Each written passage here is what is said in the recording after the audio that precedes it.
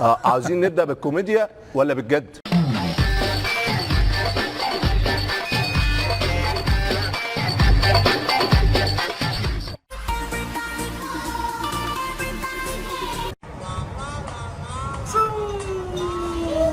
ماي جاد. فطلع بقى بعض الناس يا عم خالد كهربا لعب ايه تصرنا عليكم الاهلي جامد برضو ماشي، حقكم عليا، انا غلطان.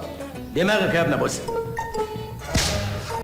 خد، ما تزعلش مني، انا بضربك لمصلحتك، بس صدقني بقى الكار ده مش كارك، ولازم كل واحد فينا يروح لحاله. وكهربا راح باس الفانيلا وراح للجمهور. انت بتفكر في ايه يا حسن؟ مش عارف. والجمهور قعد يقول كهربا يا كهربا يلا يلا يا ياسر سمع عمو. كهربا يا كهربا.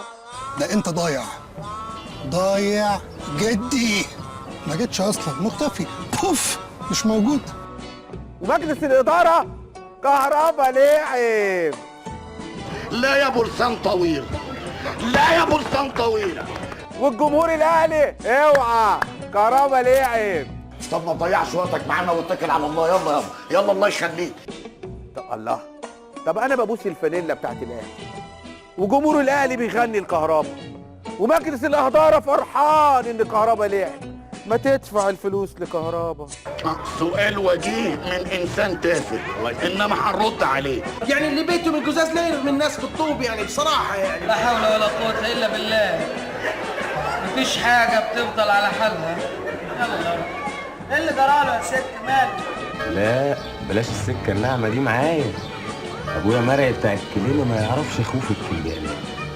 هتقول لي يا حناطه. And here's the worst.